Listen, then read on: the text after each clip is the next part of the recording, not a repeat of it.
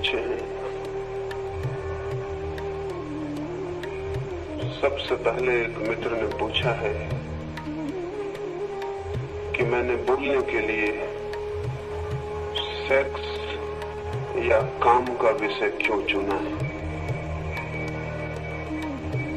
इसकी थोड़ी सी कहानी है।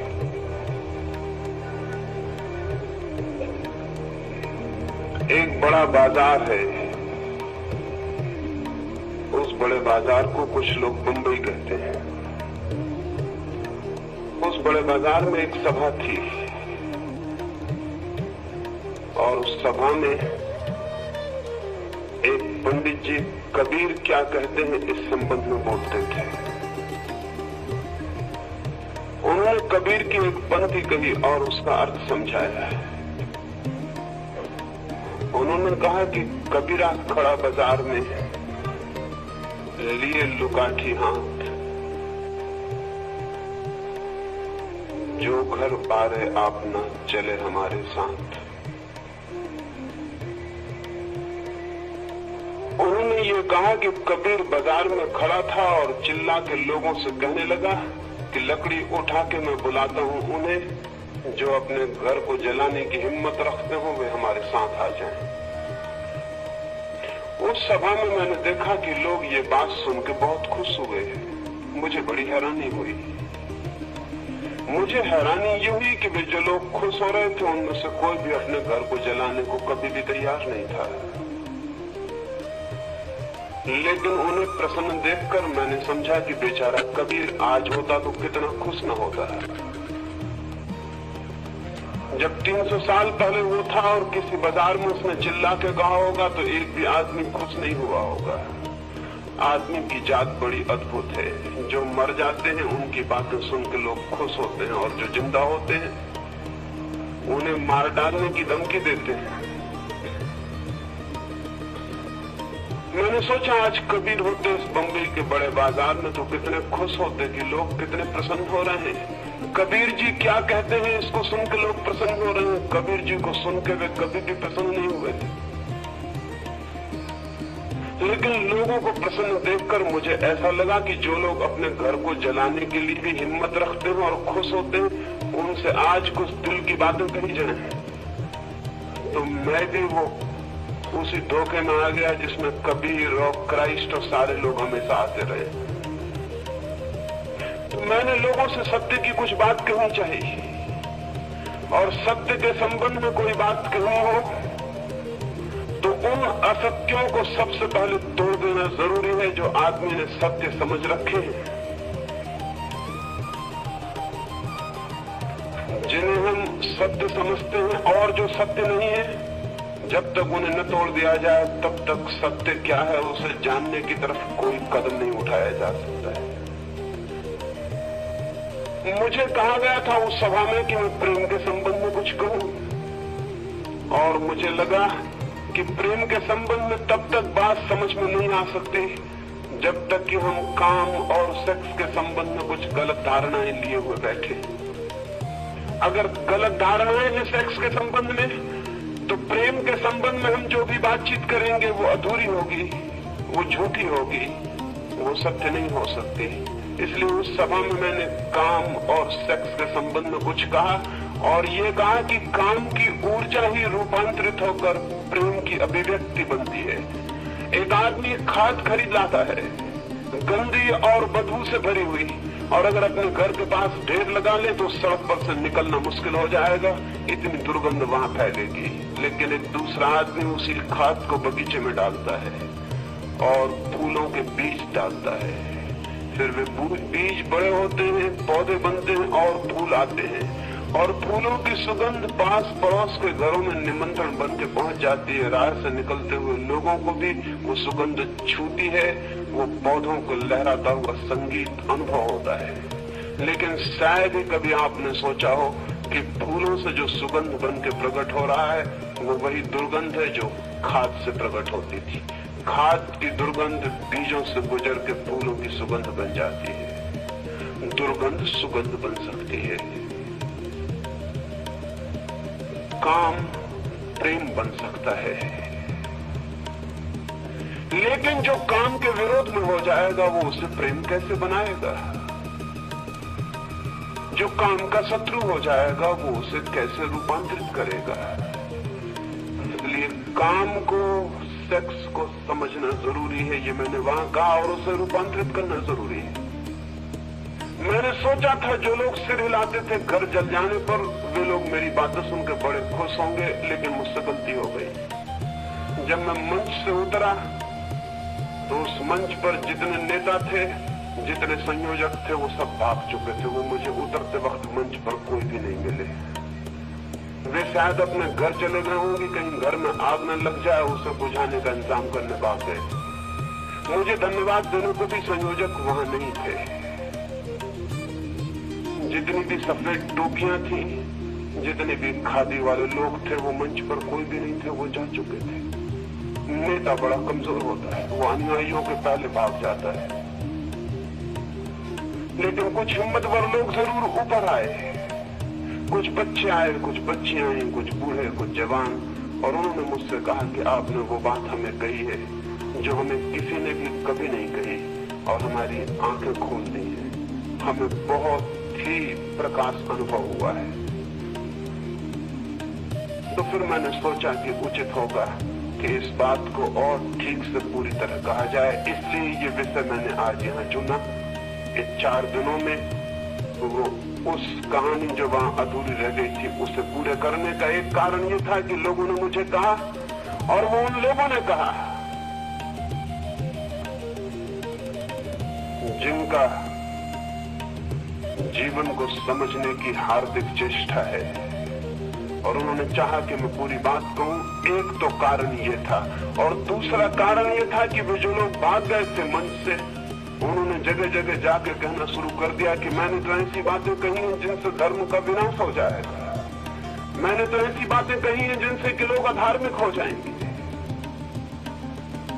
तो मुझे लगा कि उनका भी कहना पूरा स्पष्ट हो सके, उनको भी पता चल सके कि लोग सेक्स के संबंध में समझ के अधार्मिक होने वाले नहीं है। नहीं समझा है उन्होंने आज तक, इसलिए अधार्मिक हो गए हैं। अज्ञान अधार्मिक बना सकता है, ज्ञान कभी भी अधार्मिक नहीं बना सकता। और अगर ज्ञान अधार्मिक बनाता हो तो मैं कहता हूं कि ऐसा ज्ञान उचित है जो अधार्मिक बना दे, उस अज्ञान की वजह से, अज्ञान की बजाय जो कि धार्मिक बनाता हो। क्योंकि जो अज्ञान धार्मिक बनाता हो तो वो धर्म भी 2 कौड़ी का है जो अज्ञान की बुनियाद पर खड़ा होता हो।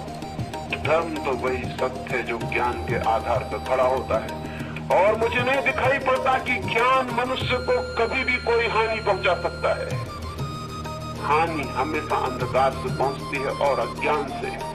इसलिए अगर मनुष्य जाति भ्रष्ट हो गई, यौन के संबंध में विकृत और विक्षिप्त हो गई, सेक्स के संबंध में पागल हो गई, तो उसका जिम्मा उन लोगों पर नहीं है जिन्होंने सेक्स के संबंध में ज्ञान की खोज की है। उसका जिम्मा उन नैतिक, धार्मिक और थोथे साधु संतों पर है जिन्होंने मनुष्य को हजारों वर्षों से अज्ञान में रखने की चेष्टा की। ये मनुष्य जाति कभी की सेक्स से मुक्त हो गई होती, लेकिन नहीं ये हो सका। नहीं हो सका उनकी वजह से जो अंधकार कायम रखने की चेष्टा कर रहे हैं। तो मैंने समझा कि अगर थोड़ी सी किरण से इतनी बेचैनी हुई है तो फिर पूरे प्रकाश की चर्चा कर लेनी उचित है, ताकि साफ हो सके कि ज्ञान मनुष्य को धार्मिक बनाता है या अधार्मिक बनाता है। ये कारण था, इसलिए ये विषय चुना। और अगर ये कारण ना होता तो शायद मुझे अचानक ख्याल ना आता इसे चुनने का।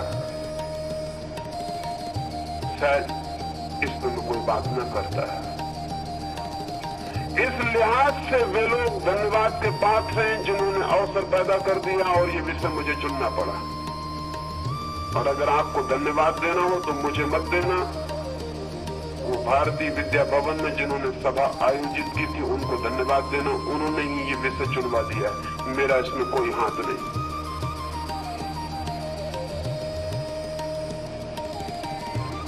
एक मित्र ने पूछा है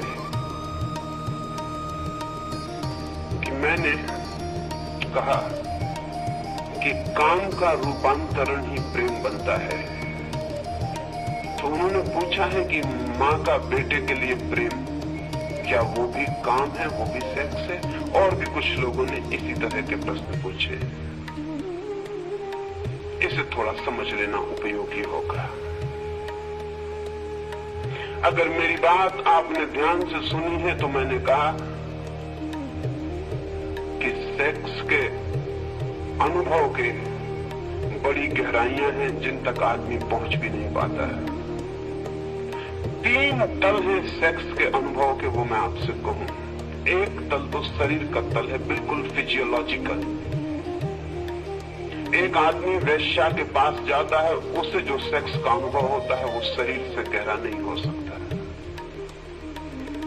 वैश्या शरीर बेच सकती है, मन नहीं बेचा जा सकता, और आत्मा के बेचने का तो कोई उपाय नहीं।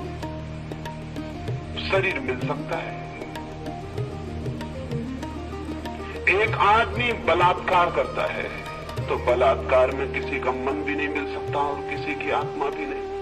शरीर पर बलात्कार किया जा सकता है, आत्मा पर बलात्कार करने का न कोई उपाय खोजा जा सका है, न खोजा जा सकता है। तो बलात्कार में भी जो अनुभव होगा वो शरीर का होगा। सेक्स का प्राथमिक अनुभव शरीर से ज्यादा गहरा नहीं होता है,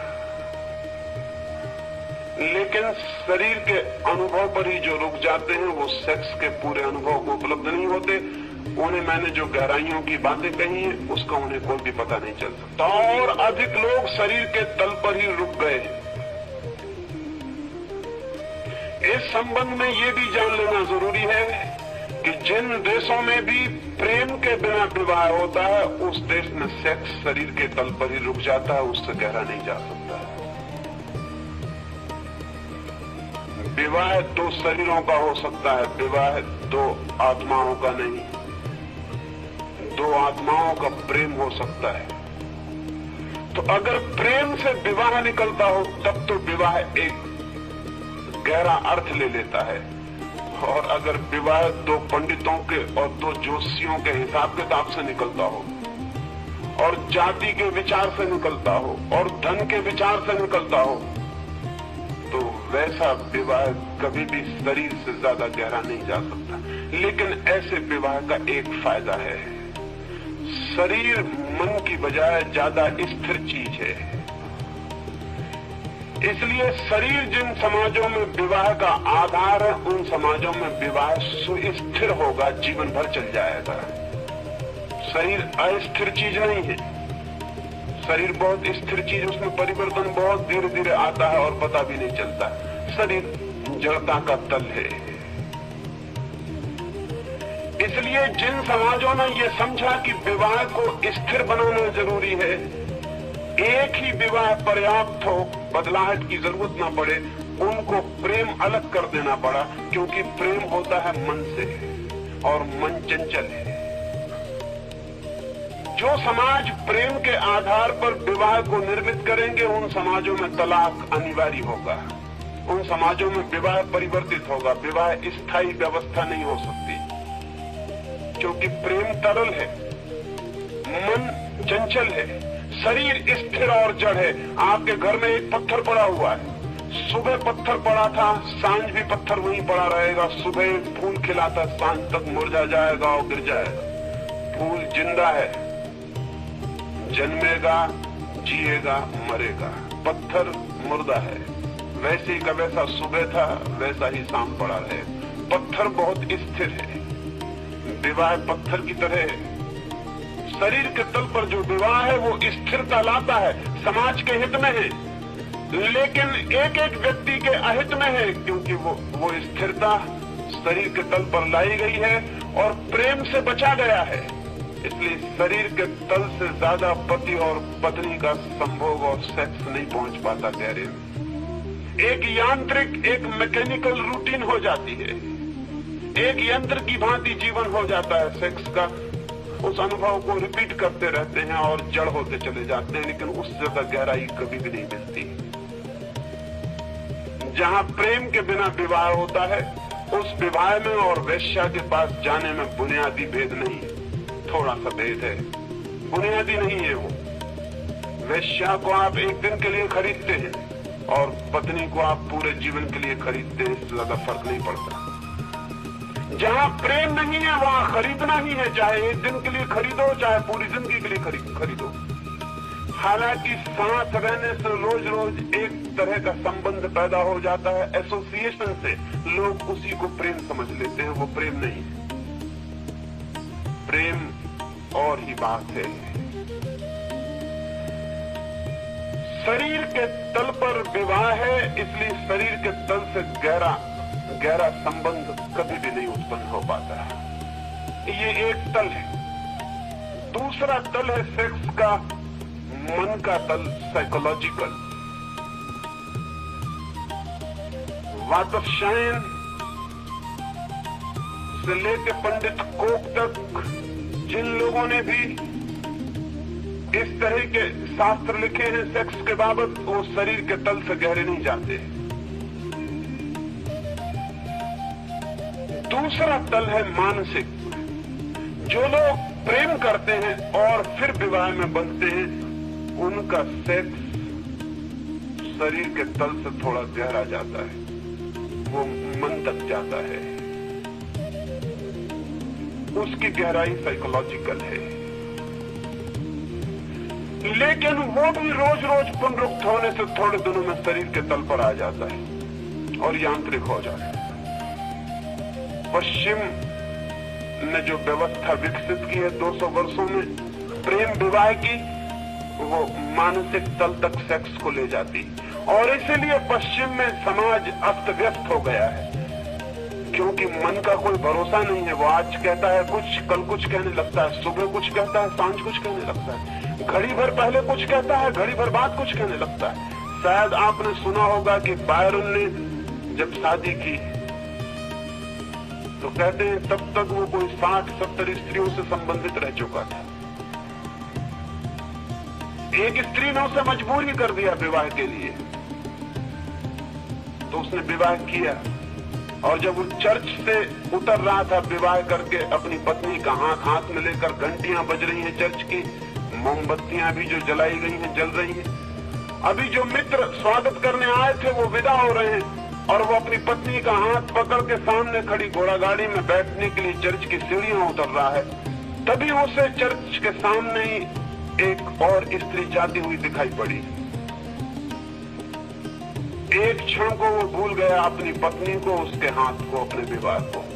सारा प्राण उस स्त्री का पीछा करने लगा। जाके वो गाड़ी में बैठा बहुत ईमानदार आदमी रहा होगा, उसने अपनी पत्नी से कहा कि तूने कुछ ध्यान दिया, एक अजीब घटना घट गई।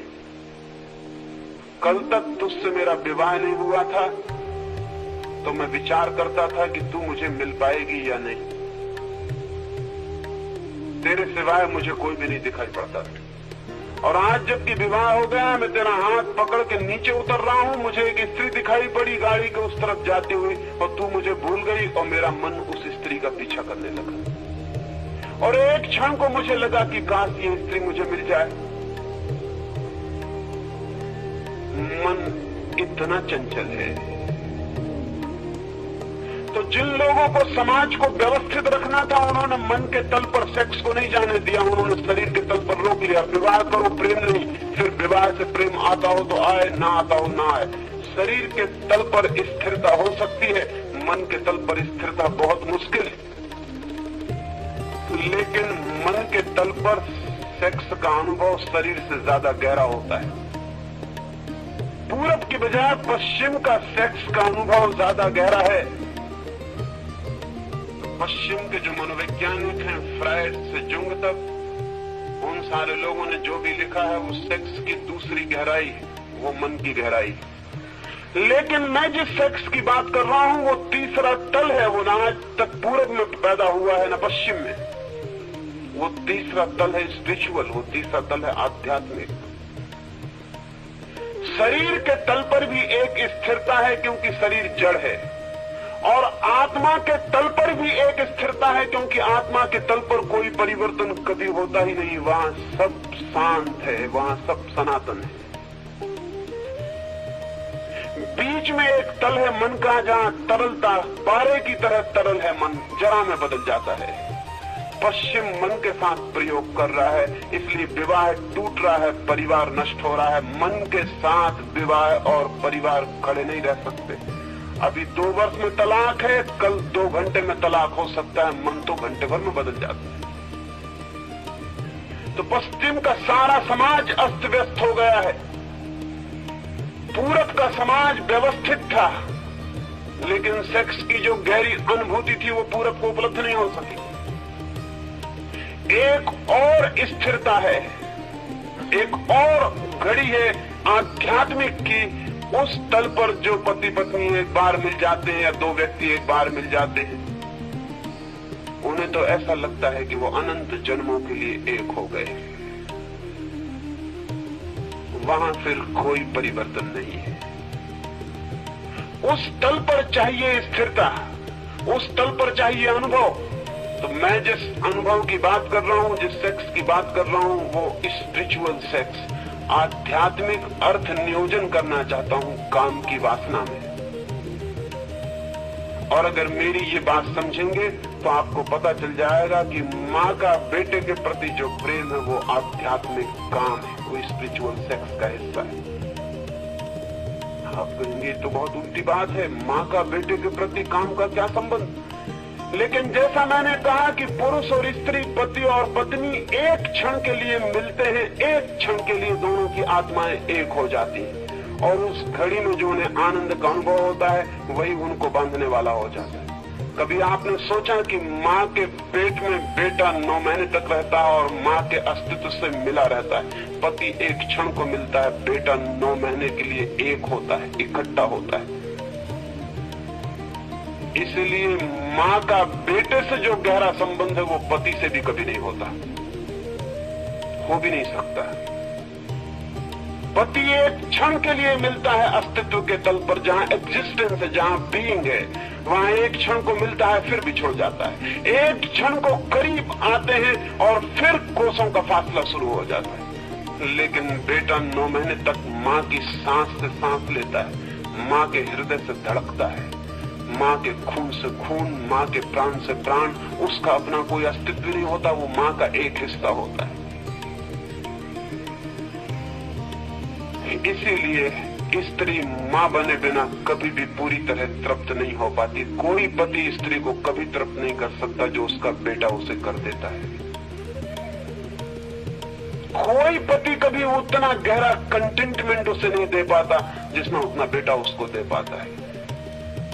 स्त्री माँ बिना बने पूरी नहीं हो पाती। उसके व्यक्तित्व का पूरा निखार, पूरा सौंदर्य उसके माँ बनने पर प्रकट होता है।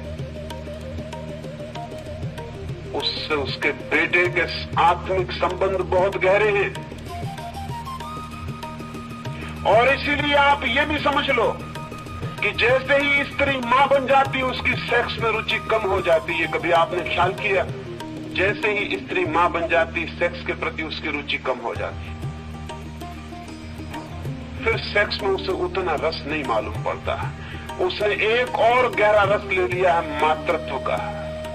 वो एक प्राण के साथ और 9 महीने तक इकट्ठी जी लिए, अब उसे सेक्स में रस नहीं रह जाता। अक्सर पति हैरान होते हैं क्योंकि पति पिता बनने से पुरुषों में कोई फर्क नहीं पड़ता, लेकिन मां बनने से स्त्री में बुनियादी फर्क पड़ जाता है।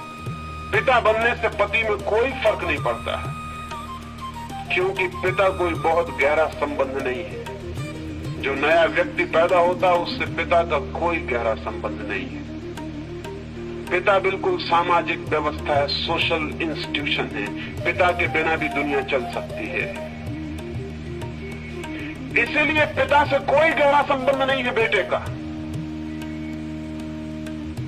मां से उसके बहुत गहरे संबंध, और मां तृप्त हो जाती है उसके बाद, और उसमें एक और ही तरह की आध्यात्मिक गरिमा प्रकट होती है।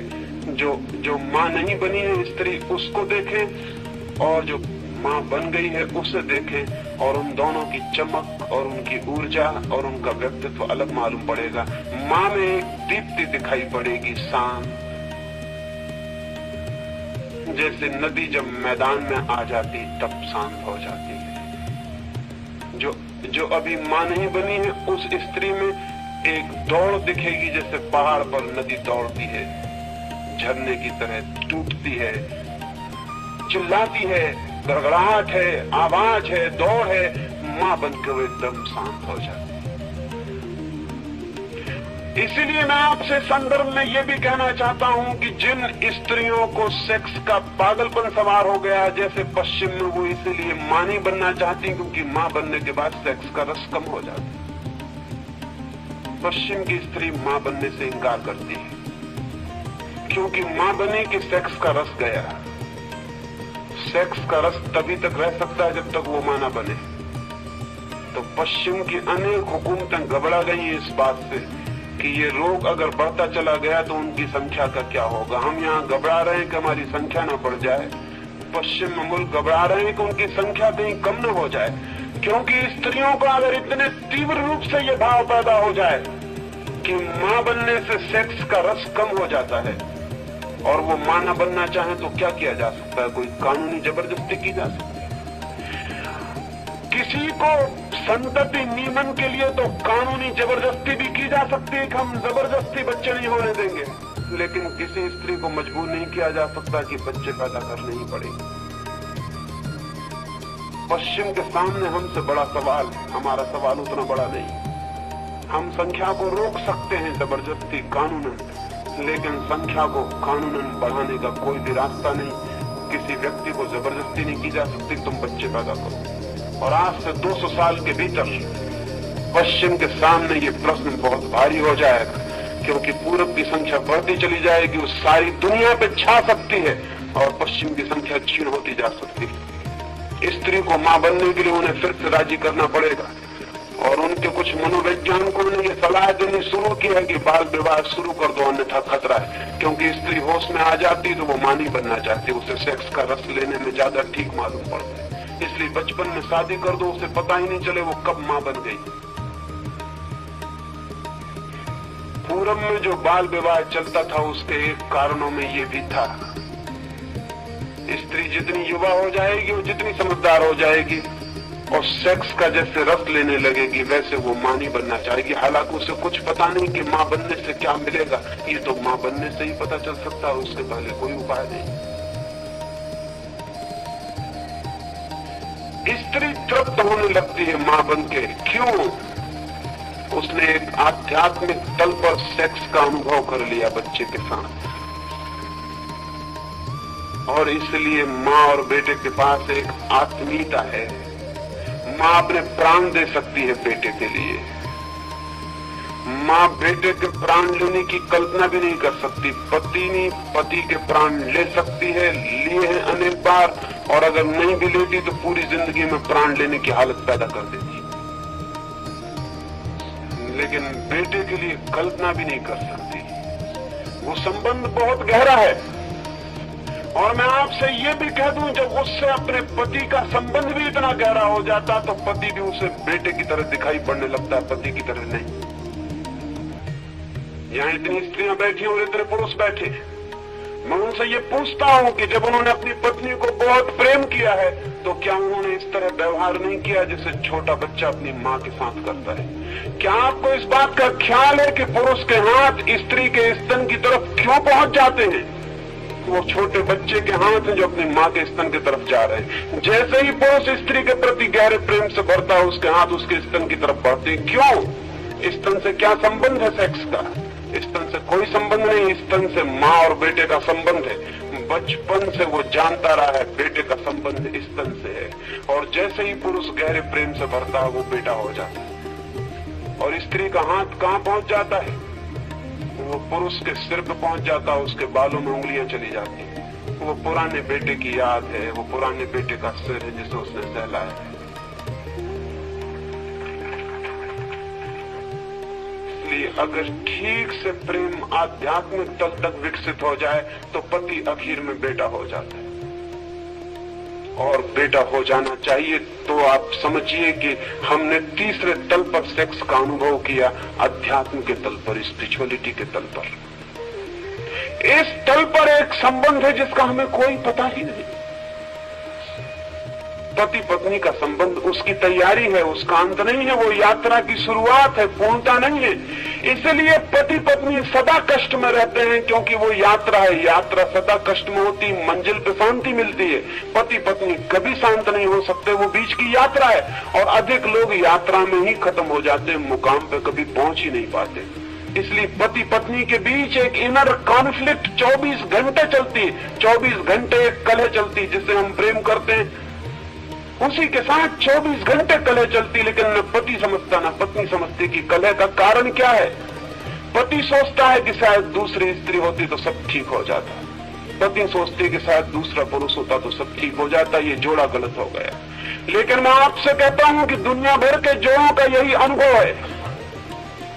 और आपको अगर बदलने का मौका दे दिया जाए तो इतना ही फर्क पड़ेगा, जैसे कि कुछ लोग अर्थी को लेके मरघट जाते हैं, कंधे पर रख के अर्थी को, एक कंधा दुखने लगता है तो उठा के दूसरे कंधे पर रख लेते हैं। थोड़ी देर राहत मिलती है, कंधा बदल गया, थोड़ी देर बाद पता चलता है कि बोझ उतना का ही उतना ही फिर शुरू हो गया है। पश्चिम में इतने तलाक हो रहे हैं, उनका अनुभव यह है कि दूसरी स्त्री 10-5 दिन के बाद पहली स्त्री फिर साबित हो जाती है, दूसरा पुरुष 15 दिन के बाद पहला पुरुष फिर साबित हो जाता है। इसके कारण गहरे हैं। इसके कारण इस स्त्री और इस पुरुष से संबंधित नहीं है। इसके कारण इस बात से संबंधित है कि स्त्री और पुरुष का, पति और पत्नी का संबंध बीच की यात्रा का संबंध है। वो मुकाम नहीं है, वो अंत नहीं है। अंत तो वही होगा जहां स्त्री मां बन जाएगी और पुरुष फिर बेटा हो जाएगा। तो मैं आपसे कह रहा हूं कि मां और बेटे का संबंध आध्यात्मिक काम का संबंध है। और जिस दिन स्त्री और पुरुष में, पति और पत्नी में भी आध्यात्मिक काम का संबंध उत्पन्न होगा, उस दिन फिर मां बेटे का संबंध स्थापित हो जाएगा। और वो स्थापित हो जाए तो एक तृप्ति, जिसको मैंने कहा कंटेंटमेंट, अनुभव होगा। और उस अनुभव से ब्रह्मचर्य फलित होता है। तो ये मत सोचें कि मां और बेटे के संबंध में कोई काम नहीं है, आध्यात्मिक काम है। अगर हम ठीक से कहें तो आध्यात्मिक काम को ही प्रेम कह सकते हैं। वो प्रेम है स्पिरिचुअल, जैसे ही सेक्स हो जाता है वो प्रेम हो जाता है। एक मित्र ने इस संबंध में और एक बात पूछी है। उन्होंने पूछा है कि आपको हम सेक्स पर कोई अथॉरिटी, कोई प्रमाणिक व्यक्ति नहीं मान सकते हैं। हम तो आपसे ईश्वर के संबंध में पूछने आए थे और आप सेक्स के संबंध में बताने लगे। हम तो सुनने आए थे ईश्वर के संबंध, तो आप हमें ईश्वर के संबंध में बताइए। उन्हें शायद पता नहीं कि जिस व्यक्ति को हम सेक्स के संबंध में भी अथॉरिटी नहीं मान सकते, उससे ईश्वर के संबंध में पूछना फिजूल है। क्योंकि जो पहली सीढ़ी के संबंध में कुछ नहीं जानता, उससे आप अंतिम सीढ़ी के संबंध में पूछना चाहते हैं। अगर सेक्स के संबंध में जो मैंने कहा वो स्वीकारी नहीं है, तो फिर तो भूल के ईश्वर के संबंध में मुझसे पूछने का भी मत आना, क्योंकि वो बात ही खत्म हो गई। पहली कक्षा के योग में सिद्ध नहीं हुआ, तो अंतिम कक्षा के योग कैसे सिद्ध हो सकता हूं? लेकिन उनके पूछने का कारण है, अब तक काम को और राम को दुश्मन की तरह देखा जाता रहा है, सेक्स को और परमात्मा को दुश्मन की तरह देखा जाता रहा है। अब तक ऐसा समझा जाता रहा है कि जो राम की खोज करते हैं उनको काम से कोई संबंध नहीं, और जो लोग काम की यात्रा करते हैं उनको अध्यात्म से कोई संबंध नहीं। ये दोनों बातें बेवकूफी की हैं। आदमी काम की यात्रा भी राम की खोज के लिए ही करता है। वो काम का इतना तीव्र आकर्षण राम की ही खोज है, और इसीलिए काम में कभी तृप्ति नहीं मिलती। कभी ऐसा नहीं लगता कि बस पूरा हो गया सब।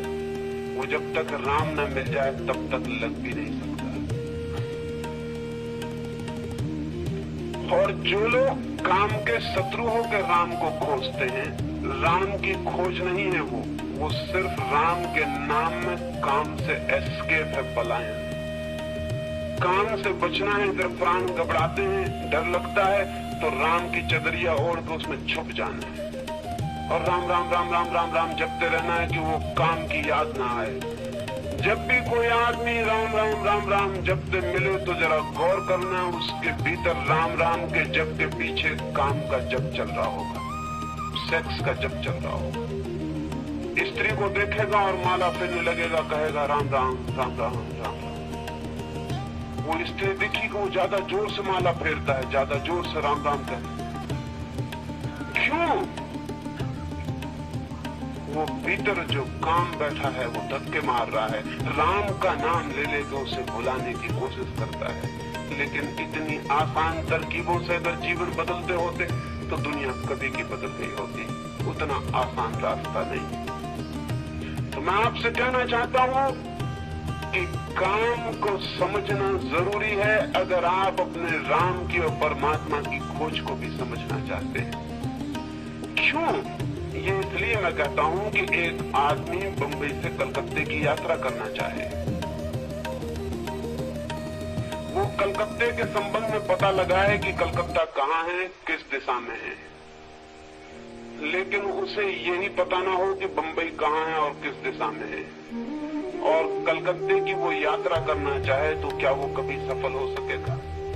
कलकत्ता जाने के लिए सबसे पहले ये पता लगाना जरूरी है कि बंबई कहाँ है, जहाँ मैं हूँ वो किस दिशा में है। फिर कलकत्ते की तरफ दिशा विचार की जा सकती है। लेकिन मुझे यही पता नहीं कि बंबई कहाँ है तो कलकत्ते के बाबत सारी जानकारी फिजूल है, क्योंकि यात्रा मुझे बंबई से शुरू करनी पड़ेगी। यात्रा का प्रारंभ बंबई से करना है और प्रारंभ पहले है, अंत बाद में है। आप कहाँ खड़े हैं? राम की यात्रा करना चाहते हैं वो ठीक, भगवान तक पहुंचना चाहते हैं वो ठीक, लेकिन खड़े कहाँ हैं आप? खड़े तो काम में है, खड़े तो वासना में है, खड़े तो सेक्स में। वो आपका निवास गृह है जहाँ से आपको कदम उठाने हैं और यात्रा करनी। तो पहले तो उस जगह को समझ लेना जरूरी है जहाँ हम हैं, जो एक्चुअलिटी है उसे पहले, जो वास्तविक है उसे पहले समझ लेना जरूरी है। तब हम उसे भी समझ सकते हैं, जो संभावना है, जो पॉसिबिलिटी है, जो हम हो सकते हैं। उसे जानने के लिए जो हम हैं उसे पहले जान लेना जरूरी है। अंतिम कदम को समझने के पहले पहला कदम समझ लेना जरूरी है, क्योंकि पहला कदम ही अंतिम कदम तक पहुंचाने का रास्ता बनेगा। और अगर पहला कदम ही गलत हो गया तो अंतिम कदम कभी भी सही नहीं होने वाला है। राम से भी ज्यादा महत्वपूर्ण काम को समझना है, परमात्मा से भी ज्यादा महत्वपूर्ण सेक्स को समझना है। क्यों इतना महत्वपूर्ण है? इसलिए महत्वपूर्ण है कि अगर परमात्मा तक पहुंचना है तो सेक्स को बिना समझे आप नहीं पहुंच सकते। इसलिए ये मत पूछे। और रह गई अथॉरिटी की बात कि मैं अथॉरिटी हूं या नहीं, ये कैसे निर्णय होगा? अगर मैं ही संबंध में कुछ कहूंगा तो वो निर्णायक नहीं रहेगा, क्योंकि मेरे संबंध में ही निर्णय होना है। अगर मैं ही कहूं कि मैं अथॉरिटी हूं तो उसका कोई मतलब नहीं। अगर मैं कहूं कि मैं अथॉरिटी नहीं हूं तो उसका भी कोई मतलब नहीं है, क्योंकि मेरे दोनों वक्तव्यों के संबंध में विचार नहीं है कि अथॉरिटेटिव आदमी कह रहा है कि गैर अथॉरिटेटिव। मैं जो भी कहूंगा इस संबंध में वो फिजूल है। मैं अथॉरिटी हूं या नहीं, ये तो आप थोड़े सेक्स की दुनिया में प्रयोग करके देखें, और जब अनुभव आएगा तो पता चलेगा कि जो मैंने कहा था वो अथॉरिटी थी या नहीं। उसके बिना कोई रास्ता नहीं है। मैं आपसे कहता हूं कि तैरने का ये रास्ता है। आप कहेंगे लेकिन हम कैसे माने कि आप तैरने के संबंध में प्रमाणिक बात कह रहे हैं? तो मैं कहता हूं कि चलिए आपको साथ लेकर नदी में उतरा जा सकता है। आपको नदी में उतारे देता हूं। मैंने जो कहा है आपको, अगर वो कारगर हो जाए पार होने में, हाथ पैर चलाने में और तैरने में, तो आप समझना कि जो मैंने कहा है वो कुछ जान के कहा है। उन्होंने ये भी कहा है कि फ्रायड अथॉरिटी हो सकते हैं, लेकिन मैं आपसे कहता हूं जो मैं कह रहा हूं उस पर फ्रायड दो कौड़ी भी नहीं जानते। फ्रायड मानसिक तल से कभी भी ऊपर नहीं उठ पाया, उसको कल्पना भी नहीं है आध्यात्मिक सेक्स की। फ्रायड की सारी जानकारी रुग्ण सेक्स की है, हिस्टेरिक, होमोसेक्सुअलिटी, मिस्टरबेशन, इस सब की खोजबीन है। रुग्ण सेक्स, विकृत सेक्स के बाबत खोजबीन है, पैथोलॉजिकल है, बीमार की चिकित्सा की वो खोज है। फ्रायड एक डॉक्टर है। फिर पश्चिम में जिन लोगों का उसने अध्ययन किया वे मन के तल के सेक्स के लोग हैं। उसके पास एक भी अध्ययन नहीं, एक भी केस हिस्ट्री नहीं जिसको स्पिरिचुअल सेक्स कहा जा सके। तो अगर खोज करनी है कि जो मैं कह रहा हूं वो कहां तक सच है, तो सिर्फ एक दिशा में खोज हो सकती है, वो दिशा है तंत्र। और तंत्र के बाबत हमने हजारों साल से सोचना बंद कर दिया है। तंत्र ने सेक्स को स्पिरिचुअल बनाने का दुनिया में सबसे पहला प्रयास किया। खजुराहो में खड़े मंदिर, पुरी और कोणार्क के मंदिर सबूत है। कभी आप खजुराहो गए? कभी आपने जाके खजुराहो की मूर्तियां देखी? तो आपको दो बातें अद्भुत अनुभव होंगी। पहली तो बात ये कि नग्न मैथुन की प्रतिमाओं को देख के भी आपको ऐसा नहीं लगेगा कि उनमें जरा भी कुछ गंदा है, जरा भी कुछ अगली है। नग्न मैथुन की प्रतिमाओं को देखकर कहीं भी ऐसा नहीं लगेगा कि कुछ कुरूप है, कुछ बुरा है, बल्कि मैथुन की प्रतिमाओं को देखकर एक शांति, एक पवित्रता का अनुभव होगा, जो बड़ी हैरानी की बात है। वे प्रतिमाएं आध्यात्मिक सेक्स को जिन लोगों ने अनुभव किया था उन शिल्पियों से निर्मित करवाई गई।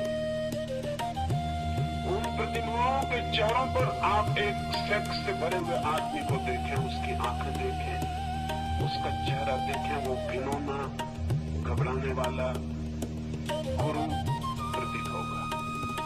उसकी आंखों से एक झलक मिलती हुई मालूम होगी जो घबराने वाली और डराने वाली होगी।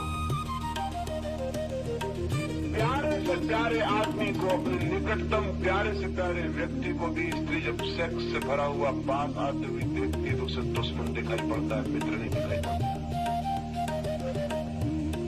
प्यारी से प्यारी स्त्री को अगर कोई पुरुष अपने निकट सेक्स से भरा हुआ आता हुआ दिखाई देगा तो उसे उसके भीतर नरक दिखाई पड़ेगा, स्वर्ग नहीं दिखाई पड़ सकता। लेकिन खजुराहो की प्रतिमाओं को देखे तो उनके चेहरों को देख के ऐसा लगता है जैसे बुद्ध का चेहरा हो, महावीर का चेहरा हो। मैथुन की प्रतिमाएं और मैथुन दत्त जोड़े के चेहरे पर जो भाव है वो समाधि के, और सारी प्रतिमाओं को देखने और पीछे हल्की सी शांति की झलक छूट जाएगी और कुछ भी नहीं। और एक आश्चर्य आपको अनुभव होगा। आप सोचते होंगे कि नंगी तस्वीरें और मूर्तियां देखकर आपके भीतर कामुकता पैदा होगी, तो मैं आपसे कहता हूं फिर आप देर न करें और सीधे खजुराहो चले जाएं। खजुराहो पृथ्वी पर इस समय अनूठी चीज है, लेकिन हमारे कई नीति शास्त्री, पुरुषोत्तम दास टंडन और उनके कुछ साथी इस सुझाव के थे कि खजुराहो के मंदिर पर मिट्टी छाप के दीवारें बंद कर देनी चाहिए,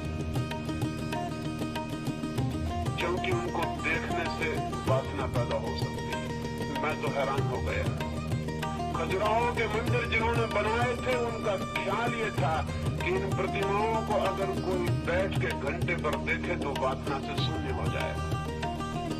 वे प्रतिमाएं ऑब्जेक्ट्स फॉर मेडिटेशन रही हजारों वर्ष तक। वे प्रतिमाएं ध्यान के लिए ऑब्जेक्ट का काम करती रही।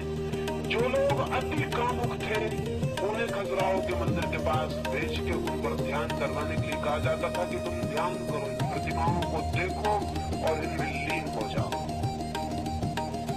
और यह आश्चर्य की बात है, हालांकि हमारे अनुभव में है लेकिन हमें ख्याल नहीं। आपको पता है रास्ते पर दो आदमी लड़ रहे हो और आप रास्ते से चले जा रहे हो, तो आपका मन होता है कि खड़े होकर वो लड़ाई देख लें, लेकिन क्यों? आपने कभी ख्याल किया लड़ाई देखने से आपको क्या फायदा है? हजार जरूरी काम छोड़ के आप आधे घंटे तक दो आदमियों की मुक्काबाजी देख सकते हैं खड़े होकर, फायदा क्या है? शायद आपको पता नहीं, फायदा एक है, दो आदमियों को लड़ते देखकर आपके भीतर जो लड़ने की प्रवृत्ति है वो विसर्जित होती है, उसका निकास होता है, वो इवोपरेट हो जाती है।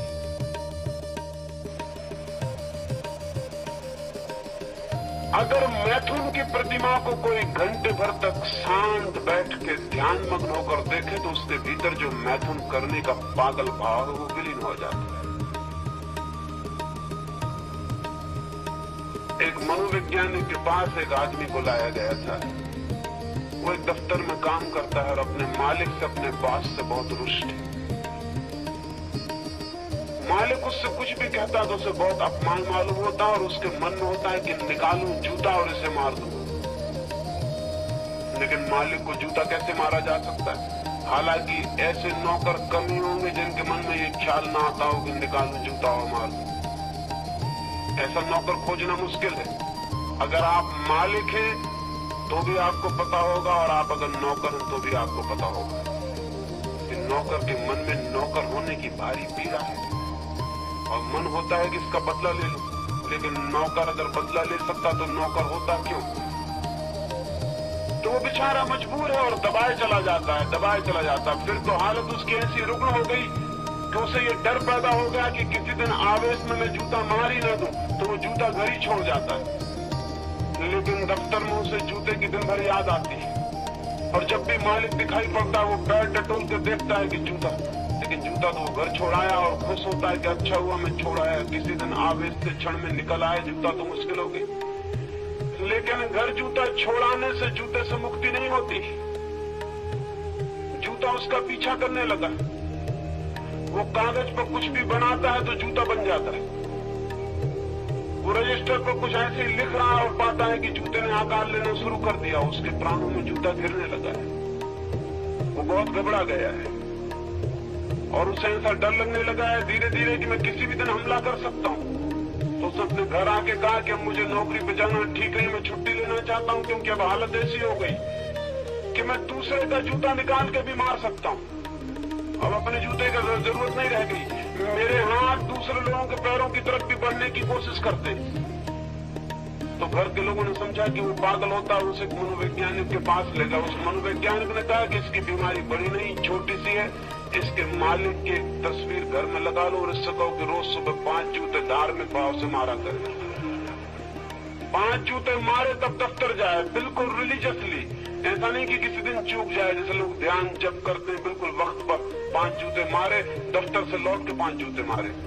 वो आदमी पहले तो बोला कि इससे क्या पागलपन की बात है, लेकिन भीतर उसे खुशी मालूम हुई। वो हैरान हुआ, उसने कहा लेकिन मुझे भीतर खुशी मालूम हो रही। तस्वीर टांग ली गई और रोज 5 जूते मार के दफ्तर गया। पहले दिन ही जब वो 5 जूते मार के दफ्तर गया तो उसे एक बड़ा अद्भुत अनुभव हुआ। मालिक के प्रति उसने दफ्तर में उतना क्रोध अनुभव नहीं किया, और 15 दिन के भीतर तो मालिक के प्रति अत्यंत विनयशील हो गया। मालिक को भी हैरानी हुई, उसे तो कुछ पता नहीं कि भीतर क्या चल रहा है। उसने उसको पूछा कि तुम आजकल बहुत आज्ञाकारी, बहुत विनम्र, बहुत ही हम्बल हो गए हो, बात क्या है? उसने कहा वो मत पूछिए, नहीं तो सब गड़बड़ हो जाए। क्या हुआ? तस्वीर को जूते मारने से कुछ हो सकता है, लेकिन तस्वीर को जूते मारने से वो जो जूते मारने का भाव है वो द्रोहित हुआ, वो इवोपरेट हुआ, वो वाष्पीभूत हुआ।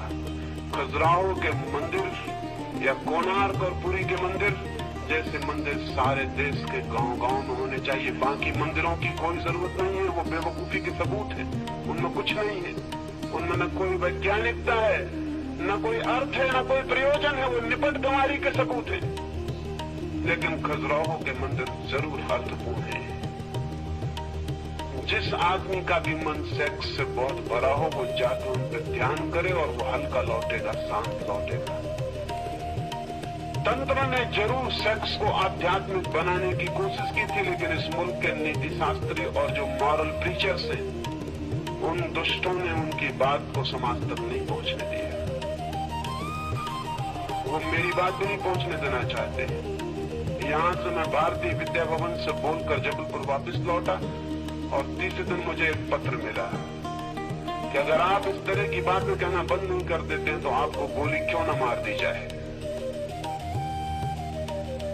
मैं उत्तर देना चाहता था, लेकिन वो गोली मारने वाले सज्जन बहुत कायर मालूम पड़े। ना उन्होंने नाम लिखा था ना पता लिखा था। शायद वो डरे होंगे कि मैं पुलिस को न दे दूं। लेकिन अगर वो यहाँ कहीं हो, अगर होंगे तो किसी झाड़ के पीछे या कहीं दीवार के पीछे छुपे होंगे। अगर वो यहाँ कहीं हो तो मैं उनको कहना चाहता हूँ कि पुलिस को देने की कोई भी जरूरत नहीं। वो अपना नाम और पता मुझे भेज दें ताकि मैं उनको उत्तर दे सकूं। लेकिन अगर उनकी हिम्मत ना हो तो मैं उत्तर यही दे देता हूँ ताकि वो सुन ले। पहली तो बात यह है कि इतनी जल्दी गोली मारने की मत करना, क्योंकि गोली मारते ही जो बात मैं कह रहा हूं वो परम सत्य हो जाएगी। इसका उनको पता होना चाहिए। जीसस क्राइस्ट को दुनिया कभी की भूल गई होती अगर उसको सूली पर न लटकाया गया होता। जीसस क्राइस्ट को दुनिया कभी की भूल गई होती अगर उसको सूली न मिली होती। सूली देने वाले ने बड़ी कृपा की। और मैंने तो यहाँ तक सुना है कुछ इनर सर्कल्स में जो जीवन की गहराइयों की खोज करते हैं, उनसे मुझे ये भी ज्ञात हुआ है कि जीसस ने खुद अपनी सूली लगवाने के लिए योजना और षड्यंत्र किया था। जीसस ने चाहा था कि मुझे सूली लगा दी जाए, क्योंकि सूली लगते ही जो जीसस ने कहा है वो करोड़ों करोड़ों वर्ष के लिए अमर हो जाएगा और हजारों लोगों के लाखों लोगों के काम आ सकेगा। इस बात की बहुत संभावना है, क्योंकि जुदास जिसने ईसा को बेचा 30 रुपयों में, वो ईसा के प्यारे से प्यारे शिष्यों में से एक था। और ये संभव नहीं है कि जो वर्षों से ईसा के पास रहा वो सिर्फ 30 रुपए में ईसा को बेच दे, सिवाय इसके कि ईसा ने उसको कहा कि तू कोशिश कर दुश्मन से मिल जा और किसी तरह मुझे उलझा दे और सूली लगवा दे, ताकि मैं जो कह रहा हूँ वो अमृत का स्थान ले ले और करोड़ों लोगों का उद्धार बन जाए। महावीर को अगर सूली लगी होती तो दुनिया में केवल 30 लाख जैन नहीं होते, 30 करोड़ हो सकते थे। लेकिन महावीर शांति से मर गए। सूली का उन्हें पता भी नहीं था, न किसी ने लगाई, न उन्होंने लगवाने की व्यवस्था की। आज आधी दुनिया ईसाई है, उसका सिवाय इसके कोई कारण नहीं कि ईसा अकेला सूली पे लटका हुआ है। न बुद्ध, न मोहम्मद, न महावीर, न कृष्ण, न राम। सारी दुनिया भी ईसाई हो सकती है। वो सूली पे लटकने से ये फायदा हो गया। तो मैं उनसे कहता हूं कि जल्दी मत करना, नहीं तो नुकसान में पड़ जाओगे। दूसरी बात ये कहना चाहता हूं कि घबराएं ना वो। मेरे इरादे खाट पे मरने के हैं भी नहीं। मैं पूरी कोशिश करूंगा कि कोई न कोई गोली मार ही दे। तो मैं खुद ही कोशिश करूंगा, जल्दी उनको करने की आवश्यकता नहीं है। समय आने पर मैं चाहूंगा कि कोई गोली मार ही दे। जिंदगी भी काम आती है और गोली लग जाए तो मौत भी काम आती है और जिंदगी से ज्यादा काम आ जाती है। जिंदगी जो नहीं कर पाती वो गोली लगी हुई मौत कर देती है। अब तक हमेशा ये भूल की है दुश्मनों ने, नासमझी की है। सुकरात को जिन्होंने सूली पर लटका दिया, जिन्होंने जहर पिला दिया, मंसूर को जिन्होंने सूली पर लटका दिया, और अभी गोडसे ने गांधी को गोली मार दी। गोडसे को पता नहीं कि गांधी के भक्त और गांधी के अनुयायी गांधी को इतने दूर तक स्मरण कराने में कभी भी सफल नहीं हो सकते थे जितना अकेले गोडसे ने कर दिया। और अगर गांधी ने मरते वक्त जब उन्हें गोली लगी और हाथ जोड़ के गोडसे को नमस्कार किया होगा तो बड़ा अर्थपूर्ण था वो नमस्कार।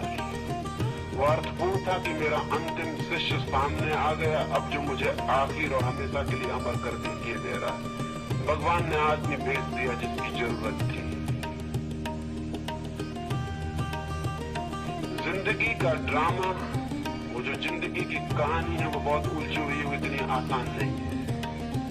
खाट पे मरने वाले हमेशा के लिए मर जाते हैं, गोली खा के मरने वालों का मरना बहुत मुश्किल हो जाता है। सुकरात से किसी ने पूछा उसके मित्रों ने कि अब तुम्हारे जहर दे दिया जाएगा और तुम मर जाओगे तो हम तुम्हारे गाड़ने की कैसी व्यवस्था करें, जलाएं, कब्र बनाएं, क्या करें?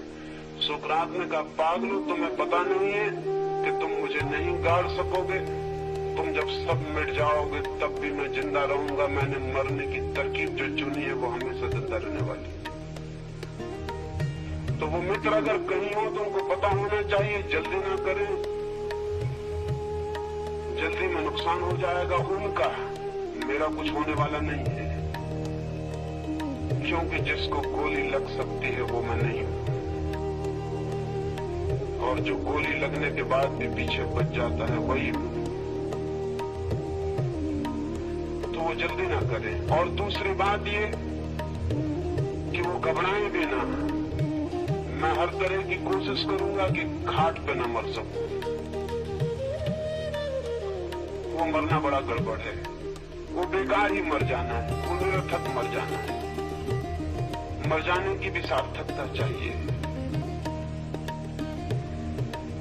और तीसरी बात ये है कि वो दस्तखत करने से न घबराएं, न पता लिखने से घबराएं, क्योंकि अगर मुझे लगे कि कोई आदमी मारने को तैयार हो गया है तो वो जहां मुझे बुलाएगा मैं चुपचाप बिना किसी को खबर किए वहां आने को हमेशा तैयार हूं, ताकि उस पर पीछे कोई मुसीबत ना आए। लेकिन ये पागलपन सूझते हैं। इस तरह के धार्मिक, और जिस बेचारे ने लिखा है उसने यही सोच के लिखा है कि वो धर्म की रक्षा कर रहा है। उसने यही सोच के लिखा है कि मैं धर्म को मिटाने की कोशिश कर रहा हूं, वो धर्म की रक्षा कर रहा है। उसकी नीयत में कहीं कोई खराबी नहीं, उसके भाव बड़े अच्छे, बड़े धार्मिक हैं। ऐसे धार्मिक लोग तो दुनिया को दिक्कत में डालते रहे। उनकी नीयत बड़ी अच्छी, लेकिन बुद्धि मूर्खता की। हजारों साल से तथाकथित नैतिक लोगों ने जीवन के सत्यों को पूरा पूरा प्रकट होने में बाधा डाली है, उसे प्रकट नहीं होने दिया। नहीं प्रकट होने के कारण एक अज्ञान व्यापक हो गया, और उस अज्ञानी अंधेरी रात में हम टटोल रहे हैं, भटक रहे हैं, गिर रहे हैं। और वे मॉरल टीचर्स, वे नीति शास्त्र के उपदेशक हमारे इस अंधकार के बीच में मंच बना के उपदेश देने का काम करते रहते हैं। ये भी सच है कि जिस दिन हम अच्छे लोग हो जाएंगे, जिस दिन हमारे जीवन में सत्य की किरण आएगी, समाधि की कोई झलक आएगी, जिस दिन हमारा सामान्य जीवन भी परमात्मा जीवन में रूपांतरित होने लगेगा, उस दिन उपदेशक व्यर्थ हो जाएंगे, उनकी कोई जगह नहीं रह जाने वाली। उपदेशक तभी तक सार्थक है जब तक लोग अंधेरे में भटकते हैं। गांव में चिकित्सक की तभी तक जरूरत है जब तक लोग बीमार पड़ते हैं। जिस दिन आदमी बीमार पड़ना बंद कर देगा उस दिन चिकित्सक को विदा कर देनी पड़ेगी। तो हालांकि चिकित्सक ऊपर से बीमार का इलाज करता हुआ मालूम पड़ता है, लेकिन भीतर से उसके प्राणों की आकांक्षा यही होती है कि लोग बीमार पड़ते रहे। ये बड़ी उल्टी बात है, क्योंकि चिकित्सक जीता है लोगों के बीमार पड़ने पर। उसका प्रोफेशन बड़ा कंट्राडिक्टरी है, उसका धंधा बड़ा विरोधी है। कोशिश तो उसकी यह है कि लोग बीमार पड़ते रहें, और जब मलेरिया फैलता है और फ्लू की हवाएं आती हैं तो भगवान को एकांत में धन्यवाद देता है, क्योंकि ये धंधे का वक्त आया, सीजन। मैंने सुना है एक रात एक मधुशाला में बड़ी देर तक कुछ मित्र आके खाना पीना करते रहे, शराब पीते रहे। उन्होंने खूब मौज की, और जब वो चलने लगे आधी रात को तो शराब खाने के मालिक ने अपनी पत्नी को कहा कि भगवान को धन्यवाद, बड़े भले लोग आए, ऐसे लोग रोज आते रहे तो कुछ ही दिनों में मालामाल हो जाते। विदा होते मेहमानों को सुनाई पड़ गया, और जिसने पैसे चुकाए थे उसने कहा कि दोस्त भगवान से प्रार्थना करोगे हमारा भी धंधा रोज चलता रहे तो हम तो रोज आए। चलते चलते उस शराब घर के मालिक ने पूछा कि भाई तुम्हारा धंधा क्या है? उसने कहा मेरा धंधा पूछते हो, मैं मरघट पर लकड़ियां बेचता हूँ मुर्दों के लिए। जब मुर्दे ज्यादा मरते हैं तब मेरा धंधा चलता है, तब हम थोड़े खुश होते हैं। हमारा धंधा रोज चलता रहे, हम रोज यहाँ आते रहे। चिकित्सक का धंधा है कि लोगों को ठीक करे, लेकिन फायदा, लाभ और शोषण इसमें है कि लोग बीमार पड़ते रहे। तो एक हाथ से चिकित्सक ठीक करता है और उसके प्राणों की प्रार्थना होती है कि मरीज जल्दी ठीक ना हो जाए। इसीलिए पैसे वाले मरीज को ठीक होने में बड़ी देर लगती है, गरीब मरीज जल्दी ठीक हो जाता है, क्योंकि गरीब मरीज को ज्यादा देर बीमार रहने से कोई फायदा नहीं है, चिकित्सक को कोई फायदा नहीं। चिकित्सक को फायदा है अमीर मरीज से, तो अमीर मरीज लंबा बीमार रहता है। सच तो यह है कि अमीर अक्सर ही बीमार रहते हैं। वो चिकित्सक की प्रार्थनाएं काम कर रही हैं, उसकी आंतरिक इच्छा भी उसके हाथ को रोकती है कि मरीज एकदम ठीक ही ना हो जाए। उपदेशक की स्थिति भी ऐसी ही है। समाज जितना नीति भ्रष्ट हो, जितना व्यभिचार फैले, जितना अनाचार फैले, उतना ही उपदेशक का मंच ऊपर उठने लगता है, क्योंकि जरूरत आ जाती है कि वो लोगों को कहे अहिंसा का पालन करो, सत्य का पालन करो, ईमानदारी स्वीकार करो, ये व्रत पालन करो, वो व्रत पालन करो। अगर लोग व्रती हों, अगर लोग संयमी हों, अगर लोग शांत हों, ईमानदार हों, तो उपदेशक मर गया, उसकी कोई जगह न रही। और हिंदुस्तान में सारी दुनिया से ज्यादा उपदेशक क्यों है? ये गांव-गांव गुरु और घर-घर स्वामी और सन्यासी क्यों है? तो ये महात्माओं की इतनी भीड़ और ये कतार क्यों है? ये इसलिए नहीं कि आप बड़े धार्मिक देश हैं जहाँ की संत महात्मा पैदा होते हैं, ये इसलिए कि आप इस समय पृथ्वी पे सबसे ज्यादा अधार्मिक और अनैतिक देश है, इसलिए इतने उपदेशकों को पालने का ठेका और धंधा मिल जाता है। हमारा तो जाति रोग हो गया। मैंने सुना कि अमेरिका में किसी ने एक लेख लिखा हुआ था, किसी मित्र ने वो लेख मेरे पास भेज दिया। उसमें एक कमी थी, उन्होंने मेरी सलाह चाहिए। किसी ने लेख लिखा था, वहां मजाक का कोई लेख था, उसने लिखा था कि हर आदमी और हर जाति का लक्षण शराब पिला के पता लगाया जा सकता है कि बेसिक कैरेक्टर क्या है। तो उसने लिखा था कि अगर डच आदमी को शराब पिला दी जाए तो वो एकदम से खाने पर टूट पड़ता है, फिर वो किचन के बाहर ही नहीं निकलता, फिर एकदम खाने की मेज से उठता ही नहीं। बस शराब पी के वो 2-2, 3-3 घंटे खाने में लग जाता। अगर फ्रेंच को शराब पिला दी जाए तो शराब पीने के बाद वो एकदम नाच गाने के लिए तत्पर हो जाता है, और अगर अंग्रेज को शराब पिला दी जाए तो वो एकदम चुप हो गए कोने में मोर हो जाता। वो वैसे ही चुप बैठा रहता और शराब पी ली तो उसका कैरेक्टर वो और चुप हो जाता। ऐसे दुनिया के सारे लोगों के लक्षण थे, लेकिन भूल से या अज्ञान के बस भारत के बाबत कुछ भी नहीं लिखा था। तो किसी मित्र ने मुझे लेख भेजा और कहा कि आप भारत के कैरेक्टर के बाबत क्या करते हैं? अगर भारतीय को शराब पिलाई जाए तो क्या होगा? तो मैंने कहा कि वो तो जग जाहिर बात है, भारतीय शराब पिएगा और तत्काल उपदेश देना शुरू कर देगा। उसकी कैरेक्टरिस्टिक, वो उनका जातीय गुण,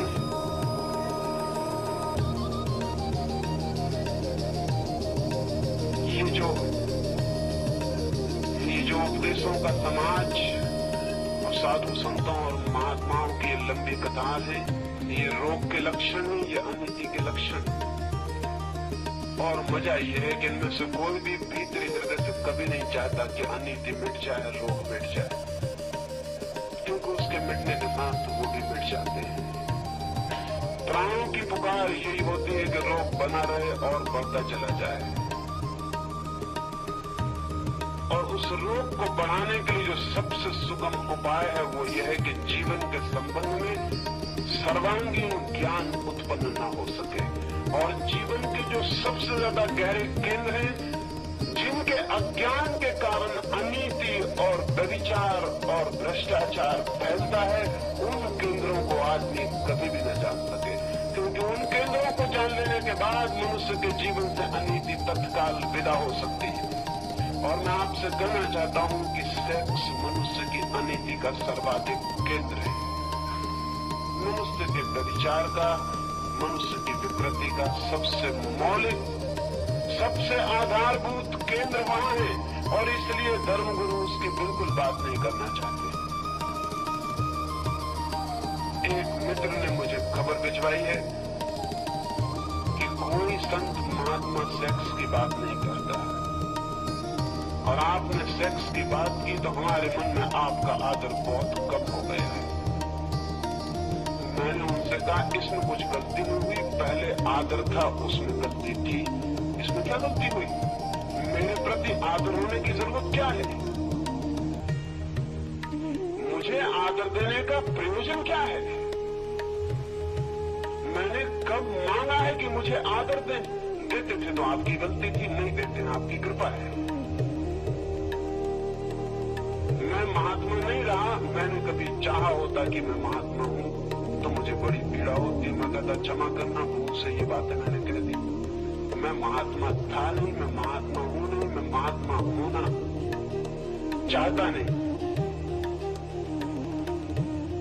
जहां इतने बड़े जगत में इतने लोग दीनहीन है, वहां एक आदमी महात्मा होना चाहे, उससे ज्यादा निम्न प्रवृत्ति और स्वार्थ से भरा हुआ आदमी नहीं।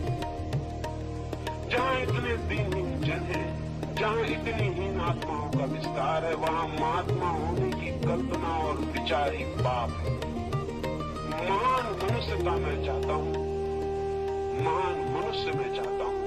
महात्मा होने की मेरे मन में कोई भी इच्छा और आकांक्षा नहीं। महात्माओं के दिन विदा हो जाने चाहिए, महात्माओं की कोई जरूरत नहीं, महान मनुष्य की जरूरत है, महान मनुष्यता की जरूरत है। ग्रेट मैन नहीं, ग्रेटर ह्यूमैनिटी, ग्रेट ह्यूमैनिटी। बड़े आदमी बहुत हो चुके, उनसे क्या फायदा हुआ? अब बड़े आदमियों की जरूरत नहीं, बड़ी आदमियत की जरूरत है। तो मुझे बहुत अच्छा लगा कि कम से कम एक आदमी का इल्यूजन तो टूटा, एक आदमी तो डिसइल्यूजन हुआ, एक आदमी को तो पता चल गया कि यह आदमी महात्मा नहीं, एक आदमी का भ्रम टूट गया, ये भी बड़ी बात है। वो शायद सोचे होंगे कि इस भांति कह के वो शायद मुझे प्रलोभन दे रहे हैं कि मुझे महात्मा और महर्षि बनाया जा सकता है अगर मैं इस तरह की बातें न करूं। आज तक महर्षियों और महात्माओं को इसी तरह बनाया गया और इसलिए उन कमजोर लोगों ने इस तरह की बातें नहीं की जिनसे महात्मापन छिन सकता था। अपने महात्मापन के बचा रखने के लिए उस प्रलोभन में जीवन का कितना अहित हो सकता है इसका उन्होंने कोई भी ख्याल नहीं किया।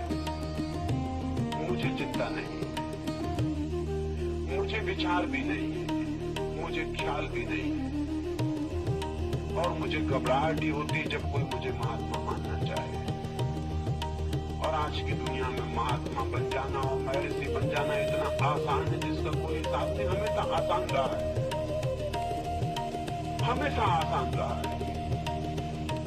वो सवाल नहीं है, सवाल ये है कि महान मनुष्य कैसे पैदा हो, उसके लिए हम क्या कर सकते हैं, क्या सोच सकते हैं, क्या खोज कर सकते हैं। और मुझे लगता है कि मैंने बुनियादी इस सवाल पर जो बातें आपसे कही हैं वो आपके जीवन में एक दिशा तोड़ने में सहयोगी हो सकती है, उनसे एक मार्ग प्रकट हो सकता है और क्रमशः आपकी वासना का रूपांतरण आत्मा की दिशा में हो सकता है। अभी हम वासना हैं, आत्मा नहीं। कल हम आत्मा भी हो सकते हैं, लेकिन वो होंगे कैसे?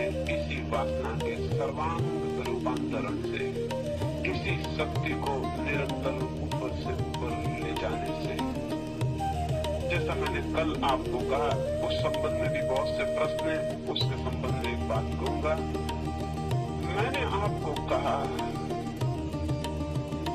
कि संभोग में समाधि की झलक का स्मरण रखें, रिमेम्बरिंग रखें, और उस बिंदु को पकड़ने की कोशिश करें, उस बिंदु को जो विद्युत की तरह संभोग के बीच में चमकता है समाधि का। एक क्षण को जो चमक आती और विदा हो जाती, उस बिंदु को पकड़ने की कोशिश करें कि वो क्या है, उसे जानने की कोशिश करें, उसको पकड़ लें पूरी तरह से कि वो क्या है। और एक दफा उसे आपने पकड़ लिया तो उस पकड़ में आपको दिखाई पड़ेगा कि उस क्षण में आप शरीर नहीं रह जाते हैं, बॉडी लेसनेस।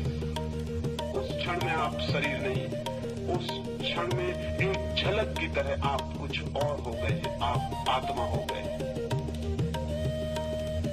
और वो झलक आपको दिखाई पड़ जाए तो फिर उस झलक के लिए ध्यान के मार्ग से श्रम किया जा सकता है।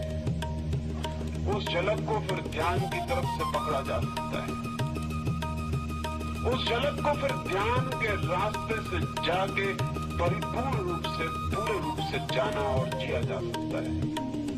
और वो अगर हमारे ज्ञान, जानने और जीवन का हिस्सा बन जाए तो आपके जीवन में सेक्स की कोई जगह नहीं रह जाएगी। एक मित्र ने पूछा है कि अगर इस भांति सेक्स विदा हो जाएगा तो दुनिया में संतति का क्या होगा? अगर इस भांति सारे लोग समाधि का अनुभव करके ब्रह्मचर्य को उपलब्ध हो जाएंगे तो बच्चों का क्या होगा? जरूर इस भांति के बच्चे पैदा नहीं होंगे जिस भांति आज पैदा होते हैं। ये ढंग कुत्ते, बिल्लियों और इल्लियों का तो ठीक है, आदमियों का ठीक नहीं। ये कोई ढंग है?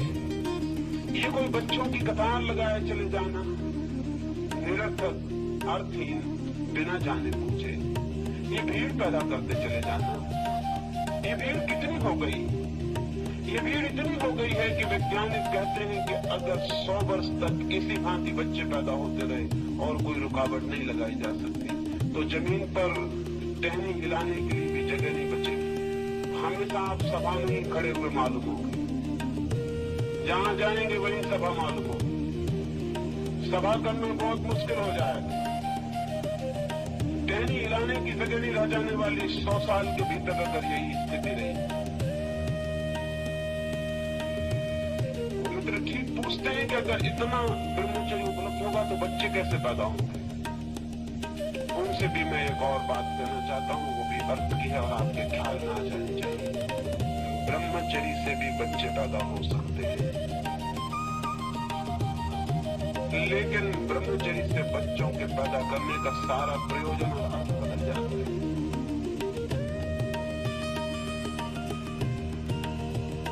काम से बच्चे पैदा होते हैं, सेक्स से बच्चे पैदा होते हैं। सेक्स से बच्चे पैदा होना, बच्चे पैदा करने के लिए कोई सेक्स में नहीं जाता है।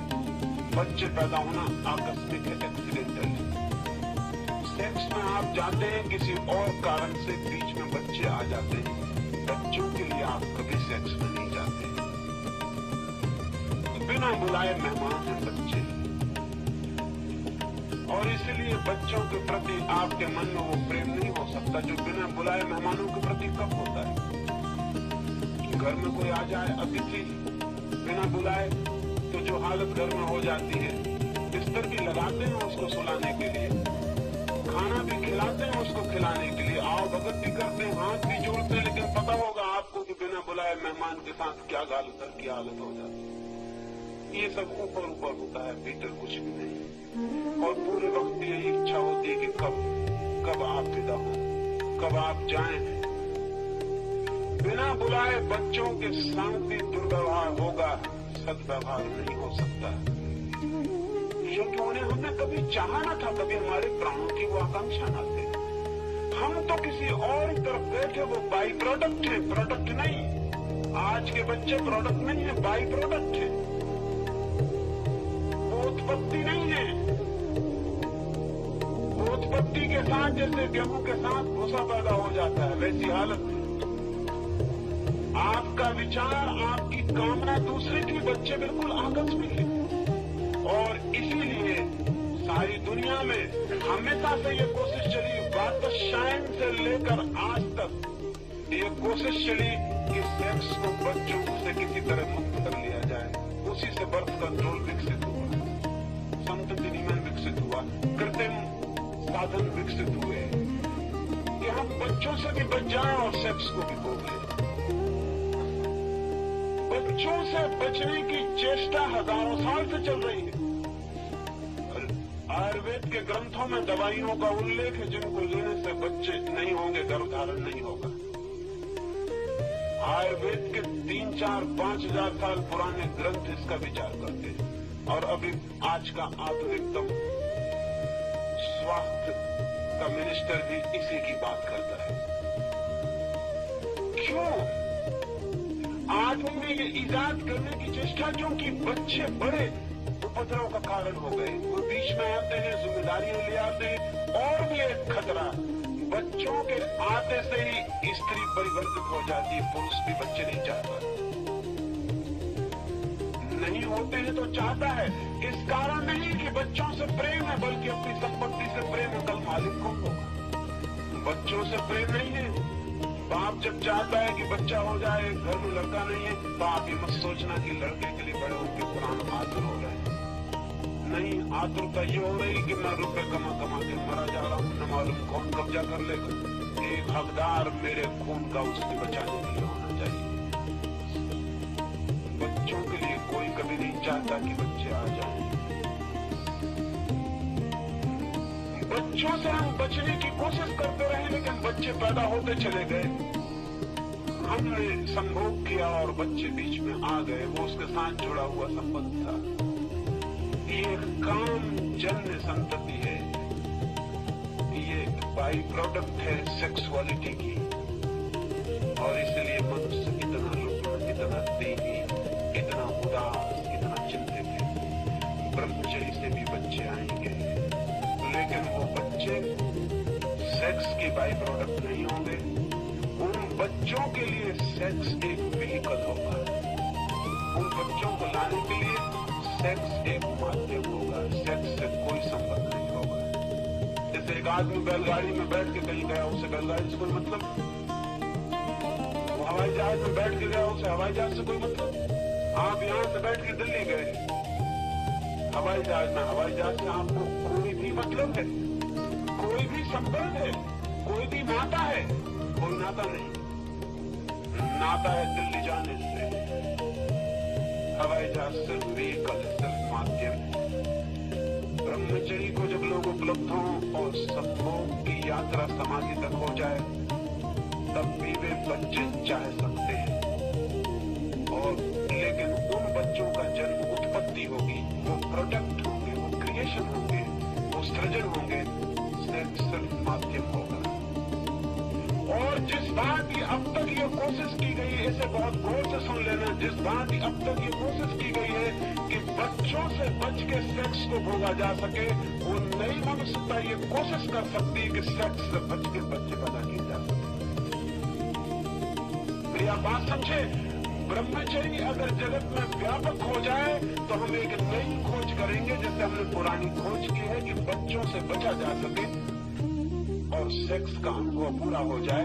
इससे उल्टा प्रयोग आने वाले जगत में हो सकता है, जब ब्रह्मचर्य व्यापक होगा, कि सेक्स से बचा जा सके और बच्चे हो जाए। और ये हो सकता है, इसमें कोई भी कठिनाई नहीं, इसमें जरा भी कठिनाई नहीं है, ये हो सकता है। ब्रह्मचर्य से जगत के अंत होने का कोई संबंध नहीं। जगत के अंत का होने का संबंध सेक्सुअलिटी से पैदा हो गया। तुम करते जाओ, बच्चे पैदा हो, जगत अंत हो जाएगा। न एटम बम की जरूरत है, न हाइड्रोजन बम की जरूरत है। ये बच्चों की इतनी बड़ी तादाद, ये कतार, ये काम से उत्पन्न हुए कीड़े मकोड़ों जैसी मनुष्यता, ये अपने आप नष्ट हो जाएगी। ब्रह्मचर्य से तो एक और ही तरह का आदमी पैदा होगा। उसकी उम्र बहुत लंबी हो सकती है। उसकी उम्र इतनी लंबी हो सकती है जिसकी हम कोई कल्पना भी नहीं कर सकते। उसका स्वास्थ्य अद्भुत हो सकता है, उसमें बीमारी पैदा न हो।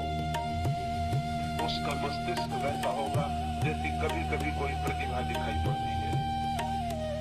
उसके व्यक्तित्व में सुगंधी और होगी, बली और होगा, शक्ति और होगा, धर्म ही और होगा। वो धर्म को साथ लेके पैदा होगा। हम अधर्म को साथ लेके पैदा होते हैं और अधर्म में जीते हैं और अधर्म में मरते हैं और इतनी दिन रात जिंदगी भर धर्म की चर्चा करते हैं। शायद उस मनुष्यता में धर्म की कोई चर्चा नहीं होगी, क्योंकि धर्म लोगों का जीवन होगा। हम चर्चा उसी की करते हैं जो हमारा जीवन नहीं होता है। जो जीवन होता है उसकी हम चर्चा नहीं करते। हम सेक्स की चर्चा नहीं करते क्योंकि वो हमारा जीवन है। हम ईश्वर की चर्चा करते हैं क्योंकि वो हमारा जीवन नहीं। असल में जिस चीज को हम जिंदगी में उपलब्ध नहीं कर पाते, बातचीत करके उसको पूरा कर लेते हैं। आपने ख्याल किया होगा, स्त्रियां पुरुषों से ज्यादा लड़ती हैं। स्त्रियां लड़ती ही रहती हैं, कुछ न कुछ खटपट पास पड़ोस सब तरफ चलती रहती है। कहते हैं कि दो स्त्रियां साथ साथ बहुत देर तक शांति से बैठे लड़ रहे हैं, ये बहुत कठिन है। मैंने तो सुना है कि चीन में एक बार एक बड़ी प्रतियोगिता हुई और उस प्रतियोगिता में चीन के सबसे बड़े झूठ बोलने वाले लोग इकट्ठे हुए। झूठ बोलने की प्रतियोगिता थी कि कौन सबसे बड़ा झूठ बोलता है, उसको पहला पुरस्कार मिल जाए। एक आदमी को पहला पुरस्कार मिल गया और उसने ये बात बोली थी सिर्फ कि मैं एक बगीचे में गया, दो औरतें एक ही बेंच पे 5 मिनट तक चुप बैठी रही और लोगों ने कहा कि इससे बड़ा झूठ कुछ भी नहीं हो सकता। ये तो अल्टीमेट अनट्रथ हो गया। और भी बड़ी बड़ी झूठ लोगों ने बोली थी, उन्होंने कहा वो सब बेकार, पुरस्कार इसको दे दो या आदमी बाजी मान ले गया। लेकिन कभी आपने सोचा कि स्त्रियां इतनी बातें क्यों करती? पुरुष काम करते हैं, स्त्रियों के हाथ में कोई काम नहीं, और जब काम नहीं होता तो बात होती। भारत इतनी बातचीत क्यों करता है? वो स्त्रियों वाला दुर्गुण, काम कुछ भी नहीं है, बातचीत बातचीत। ब्रह्मचर्य से एक नए मनुष्य का जन्म होगा जो बातचीत करने वाला नहीं, जीने वाला होगा। वो धर्म की बात नहीं करेगा, धर्म को जिएगा। लोग भूल ही जाएंगे कि धर्म कुछ है, वो इतना स्वभाव हो सकता है। उस मनुष्य के बाबत विचार करना भी अद्भुत है। वैसे कुछ मनुष्य पैदा होते रहे, आकस्मिक था उनका पैदा होना। कभी एक महावीर पैदा हो जाता, ऐसा सुंदर आदमी पैदा हो जाता है कि अगर वो वस्त्र पहने तो उतना सुंदर न मालूम पड़े, नग्न खड़ा हो जाता है, उसके सौंदर्य की सुगंध फैल जाती है।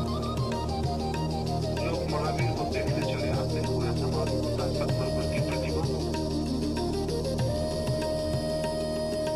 उसमें इतना वीर प्रकट होता है कि उसका नाम तो वर्धमान था, लोग उसको महावीर कहने लगते हैं। उसके ब्रह्मचर्य का तेज इतना प्रकट होता है कि लोग अभिभूत हो जाते हैं, जो आदमी ही और है। कभी एक बुद्ध पैदा होता है, कभी एक क्राइस्ट पैदा होता है, कभी एक कन्फ्यूशियस पैदा होता है। पूरी मनुष्य जाति के इतिहास में 10-25 नाम हम गिन सकते हैं जो पैदा हुए हैं। जिस दिन दुनिया में ब्रह्मचर्य से बच्चे आएंगे, और ये शब्द सुनना आपको अजीब लगेगा कि ब्रह्मचर्य से बच्चे, मैं एक नए कंसेप्ट की बात कर रहा हूँ। ब्रह्मचर्य से जिस दिन बच्चे आएंगे उस दिन सारे जगत के लोग ऐसे होंगे, ऐसे सुंदर, ऐसे शक्तिशाली, ऐसे मेधावी, ऐसे विचारशील। फिर कितनी देर होगी उन लोगों को कि वो परमात्मा को न जाने में, परमात्मा को इसी भांति जानेंगे जिस तरह हम रात को सोते हैं। लेकिन जो आदमी को नींद नहीं आती, उससे अगर कोई कहे कि मैं सिर्फ तकिए पे सिर रखता हूँ और सो जाता हूँ, तो वो आदमी कहेगा ये बिल्कुल गलत झूठ बात है। मैं तो बहुत करवट बदलता हूँ, उठता हूँ, बैठता हूँ, माला फेरता हूँ, गाय भैंस गिनता हूँ, लेकिन कुछ नहीं, नींद आती नहीं। आप झूठ कहते हैं। ऐसा कैसे हो सकता है कि तकिए पे सिर रखा और नींद आ जाए? तकिए पे सिर रखा और नींद आ जाती है। आप सरासर झूठ बोलते हैं, क्योंकि मैंने तो बहुत प्रयोग करके देख लिया, नींद तो कभी नहीं आती, रात रात गुजर जाती। अमेरिका में न्यूयॉर्क जैसे नगरों में 30 से लेकर 40% लोग नींद की दवाएं लेकर सो रहे हैं। और अमेरिकी मनोवैज्ञानिक कहता है कि 100 वर्ष के भीतर न्यूयॉर्क जैसे नगर में एक भी आदमी सहज रूप से नहीं सो सकेगा, दवा लेनी ही पड़ेगी। तो ये हो सकता है कि न्यूयॉर्क में 100 साल बाद होगा, 200 साल बाद हिंदुस्तान में होगा, क्योंकि हिंदुस्तान के नेता इस बात के पीछे पड़े हैं कि हम उनका मुकाबला करके रहेंगे, हम उनसे पीछे नहीं रह सकते। वो कहते हैं कि हम उनसे पीछे नहीं रह सकते, उनकी सब बीमारियों में मुकाबला करते रहेंगे। तो ये हो सकता है कि 500 साल बाद सारी दुनिया के लोग नींद की दवा लेकर ही सोए, और बच्चा जब पहले दफा पैदा हो माँ के पेट से, तो वो दूध न मांगे, वो कहे ट्रैंक्विलाइजर। मैंने सुन पाया तुम्हारे पेट में ट्रैंक्विलाइजर कहाँ है? तो 500 साल बाद उन लोगों को ये विश्वास दिलाना कठिन होगा कि आज से 500 साल पहले सारी मनुष्यता आंख बंद करती थी और सो जाती थी। वो कहेंगे इम्पॉसिबल, असंभव है ये बात, ये नहीं हो सकता। कैसे हो सकती है ये बात?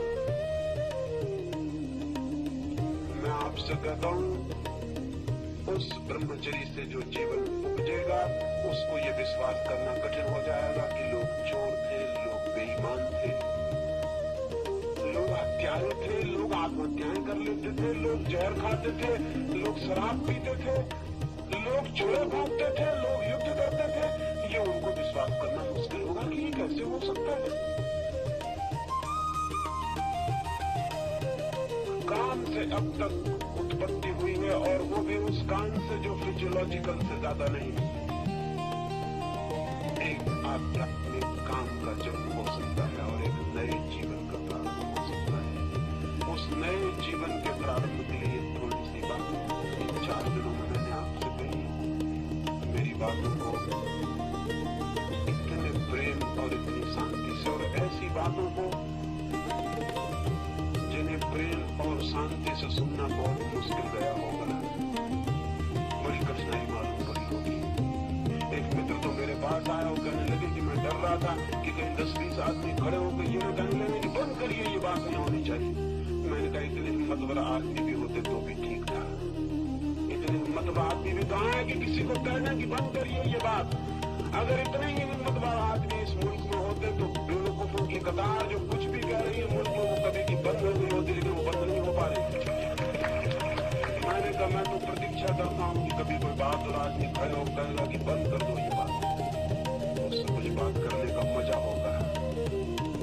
तो ऐसी बातों को जिनसे कि मित्र डरे हुए थे कि कभी कोई खड़े होकर कहते आप अपने प्रेम से सुनते रहे, आप बड़े भले आदमी,